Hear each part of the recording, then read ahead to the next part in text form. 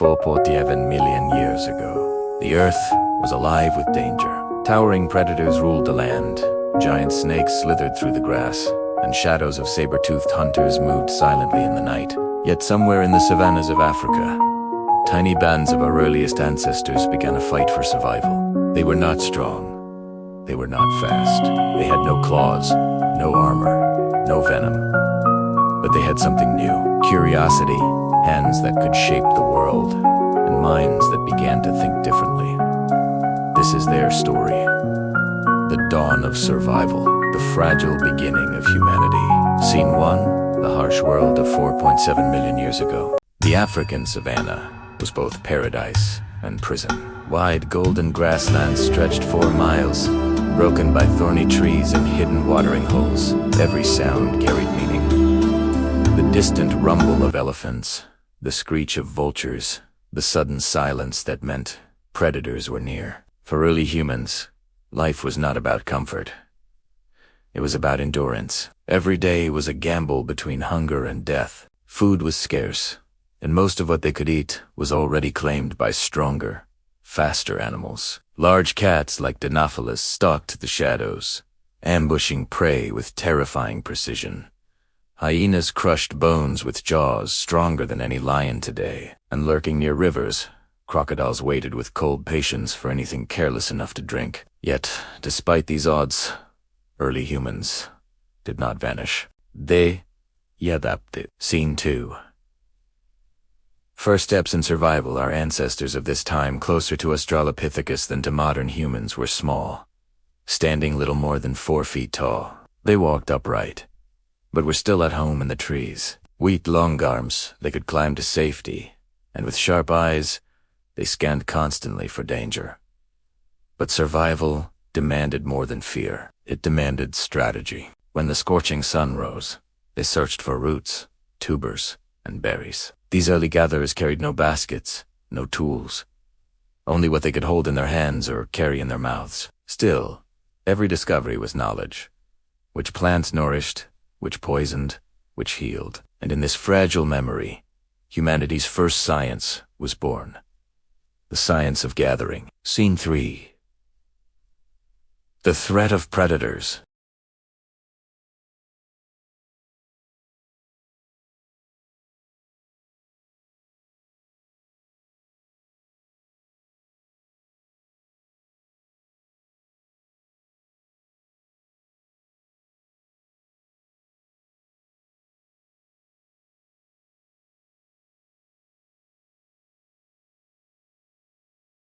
When danger came, there was no spear to fight, no shield to protect. Survival meant speed, climbing, shouting, or sheer luck.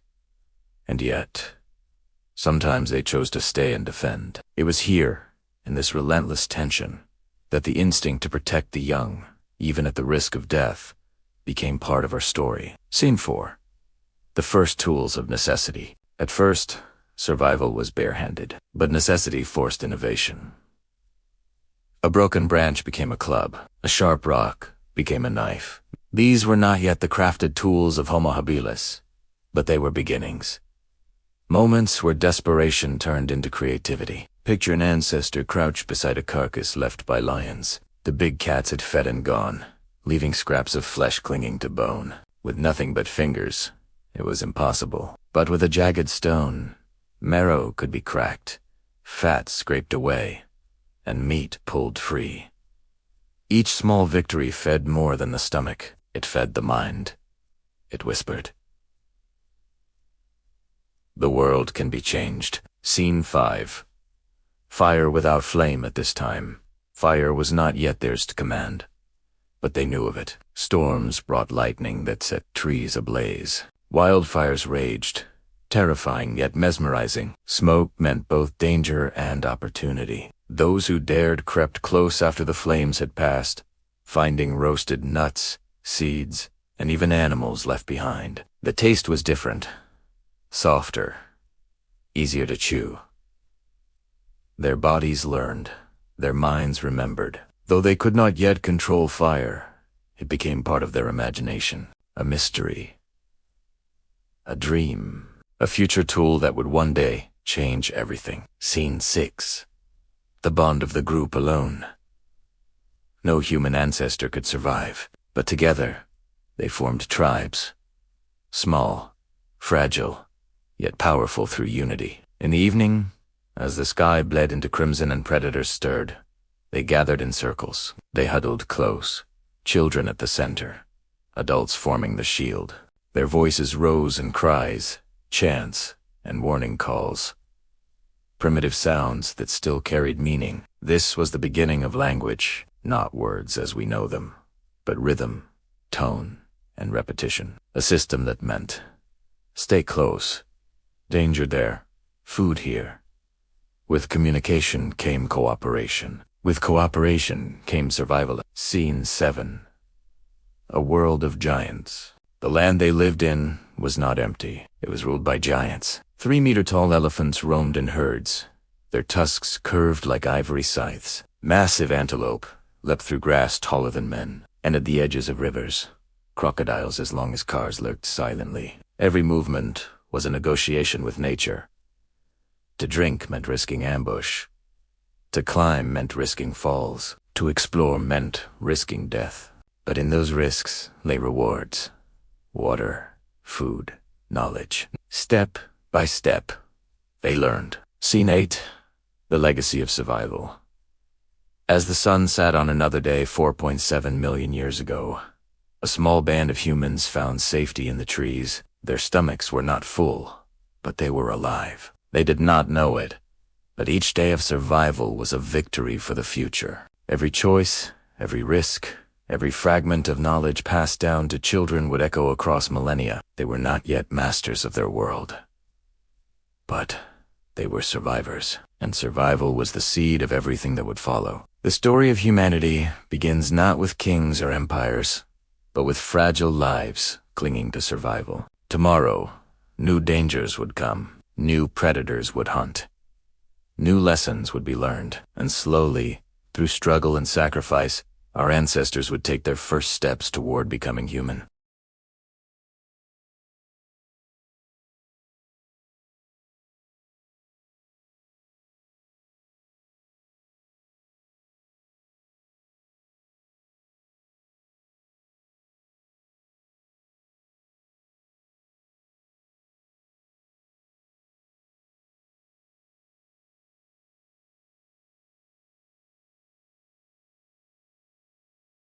The morning begins with a cool mist clinging to the grass.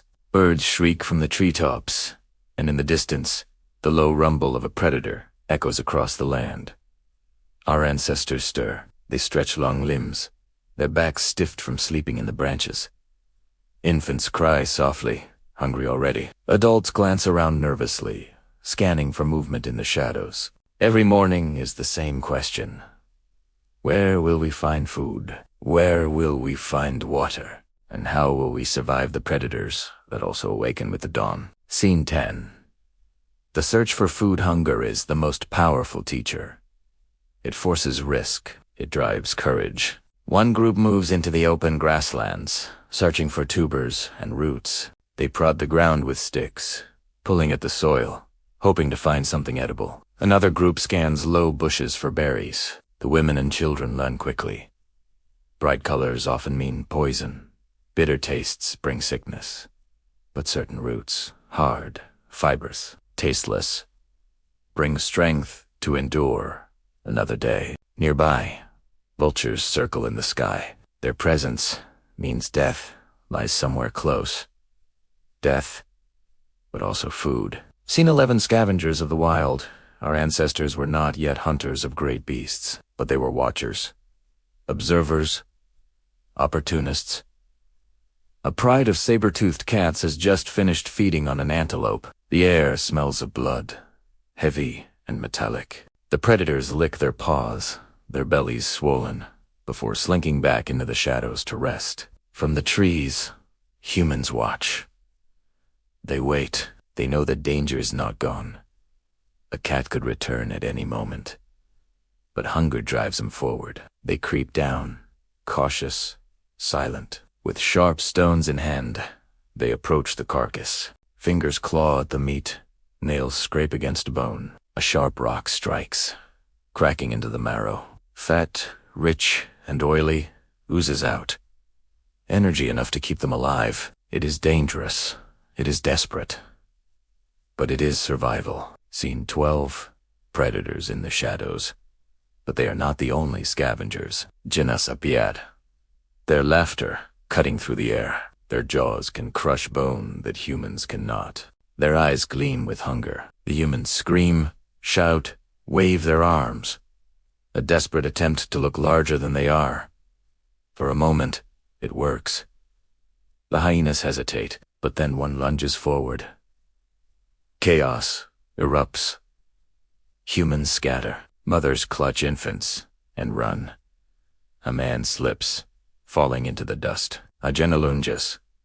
But at the last moment, he smashes a stone against the predator's snout. The animal yelps, startled, giving him a chance to scramble back into the grass. This is what survival means. Not victory, not dominance, but escape. Sine trese water, the source of life. By midday, the sun burns down, and thirst gnaws at them more fiercely than hunger. Water must be found, but water means danger. At the river's edge, silence rules. No birds sing, frogs croak. Only the slow ripple of the current. To drink here is to gamble with death. Crocodiles lurk, unseen, beneath the surface. One woman kneels, child clinging to her back. She cups her hands, scooping water quickly, eyes darting in every direction. Others stand guard, scanning the river. A shadow shifts beneath the surface. A crocodilunja's jaws snapping shut where her leg had been a moment earlier.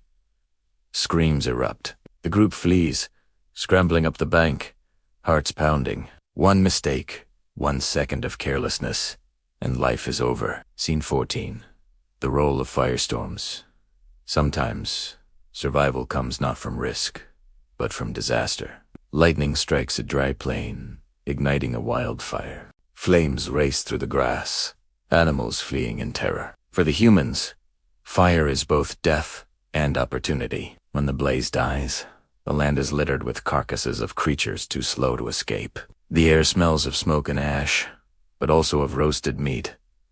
For the first time, they taste fire-cooked flesh. It is softer, easier to chew. Their bodies digest it faster. Energy comes quickly, fueling their brains, feeding growth. They do not yet understand fire, but they remember it. And in memory lies the seed of mastery. Scene 15.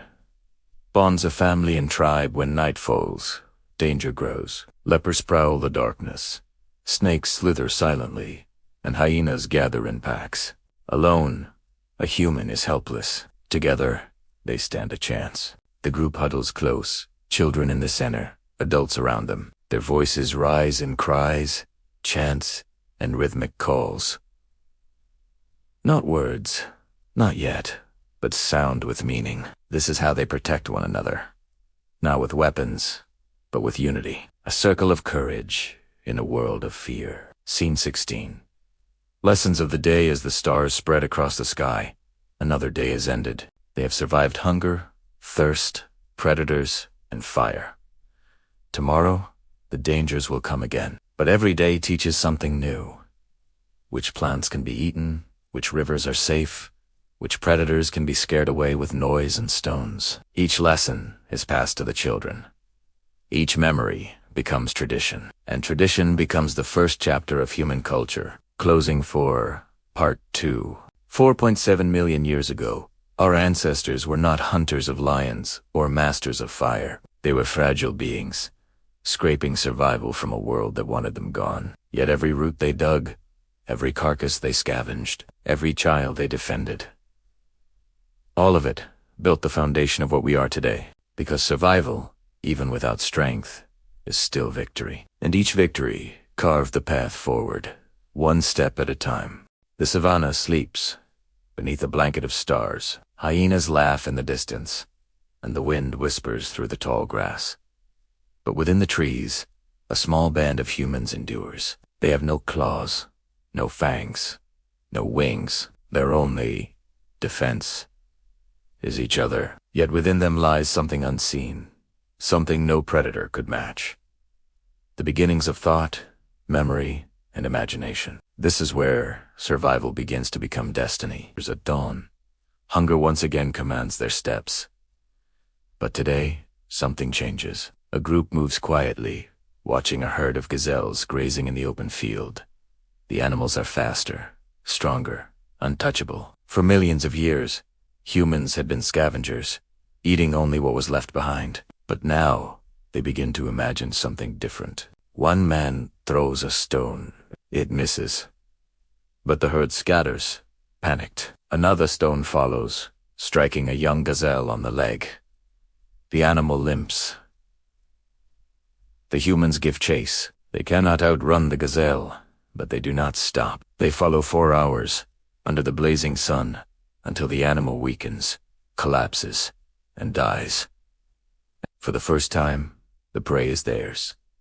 Not stolen, not scavenged, but earned. This is persistence hunting. A strategy only humans could master. Not through strength, but through endurance. The tribe gathers around the fallen gazelle. Hands tear at the flesh. Teeth rip and chew. Marrow is sucked from bone, organs swallowed for their rich nutrients. The children eat first, then the mothers, then the hunters. Energy surges through them. Stronger, faster, sharper. Their brains hungrier than their bodies. Feast on the rich fats that fire growth. For the first time, survival feels less like desperation and more like triumph.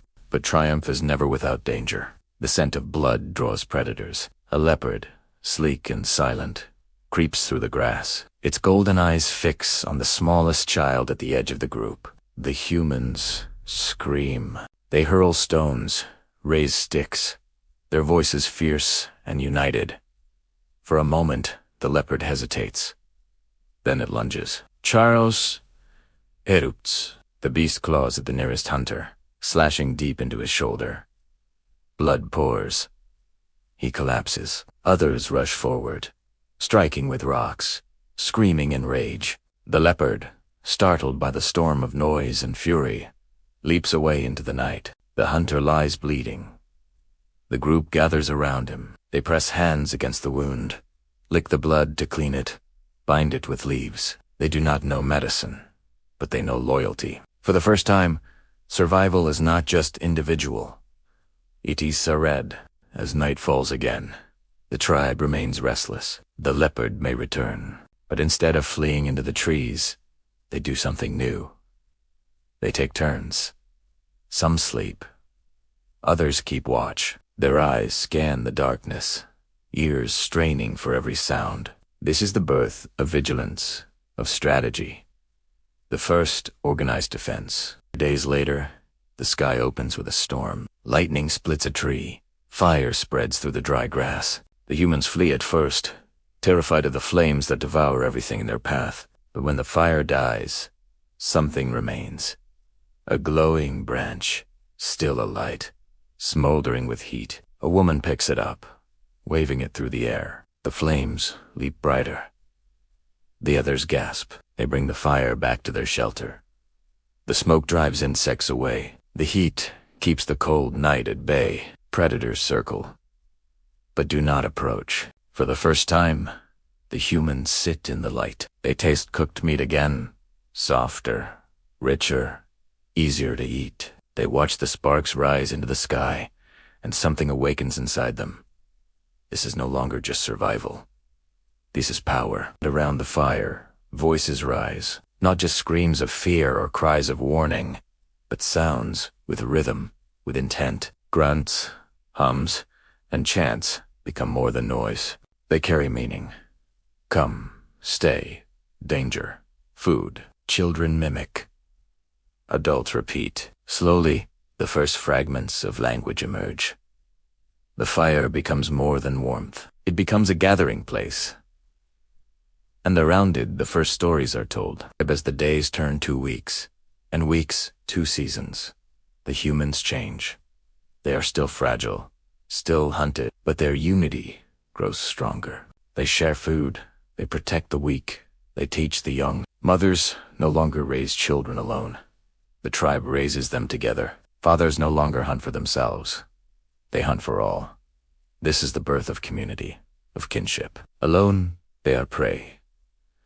Together, they are something more. But the land is changing. Drought comes, rivers dry. Herds move farther away. The humans face a choice. Stay and starve, or follow. They choose to follow. Step by step, they leave their home. Across rivers, through grasslands, into forests unknown. Every mile carries risk, but also discovery. With each migration, they learn which stars guide them, which rivers are safe, which animals can be hunted, and which must be feared. The world is vast, but their courage is greater. By the fire, on the journey, under the endless sky, something extraordinary happens. Children play with stones, smashing them together.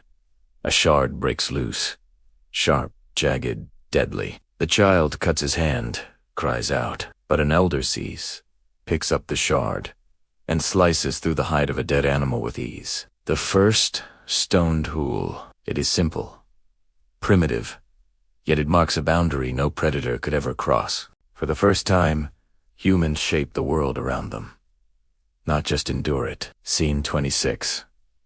The legacy of survival from this moment. Survival is no longer just instinct. It is choice. It is strategy, invention. The fragile beings who once clung to trees and scavenged scraps now carry fire, tools, and memory. They are no longer just prey. They are something new.